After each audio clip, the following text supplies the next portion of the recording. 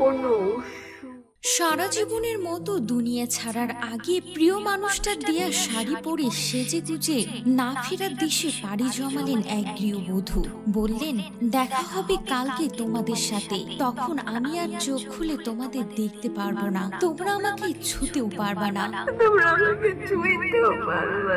পরকালে কি শাস্তি হবে আমি জানি না, তবে দুনিয়াতে যে শাস্তি পেয়েছি তার থেকে হয়তো বেশি পাবো না। হ্যাঁ ভিউয়ার্স, ফেসবুক লাইভে এসে কাঁদতে কাঁদতে কষ্টের কথা জানিয়ে এক গৃহবধূ পরপারে পাড়ি জমালেন।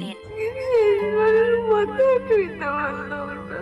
তার লাইভ ভিডিও দেখে এখন গোটা বিশ্ব শুধুই কাঁদছে।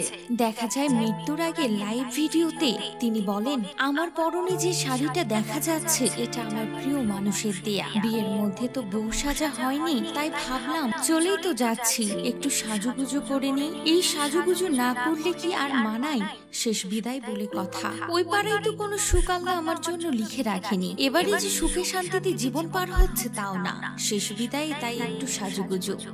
শেষ বিদায় একটু সাজুগুজু। মঙ্গলবার 18 জুন ভোরে রাজশাহীর চারঘাট উপজেলার হলের মোড় এলাকার একটি ভাড়া বাড়ি থেকে সামাজিক যোগাযোগ মাধ্যম ফেসবুক লাইভে এসে এভাবে নিজের কষ্টের কথা জানিয়ে গলায় ফাঁস দিয়ে আত্মহত্যা করেছেন রহিমা আক্তার রেমি, 24 বছরের এক গৃহবধূ।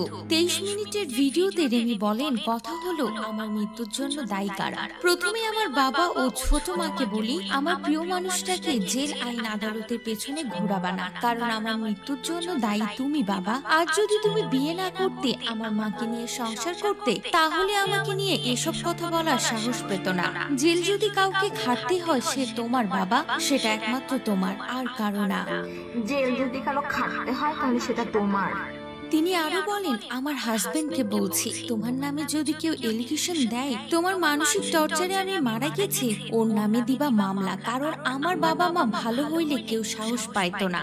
12 মিনিটের ভিডিওতে রেমি আরো বলেন, বাবা মা খারাপ হলে কিন্তু সন্তানরা খারাপ হয় না। এসব কথা শুনতে শুনতে বোর হয়ে গেছি, জীবন দিয়ে প্রমাণ করে দিতে চাই। তিনি আরো বলেন, আমার কপালের টিপটা খুব বেমানান লাগে, আজ পাথর হয়ে গেছি।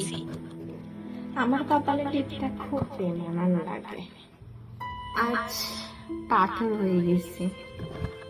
শেষে স্বামীর উদ্দেশ্যে তিনি বলেন, তুমি সন্তানের বাবা মায়ের দায়িত্ব পালন করবে, আমি তোমাদের দুজনকে খুব ভালোবাসি, তোমার যখন চাকরি ছিল না, বেকার ছিলে, তখন আমি তোমাকে ছেড়ে যাইনি, এখন তোমার চাকরি হয়েছে, যে নতুন জীবন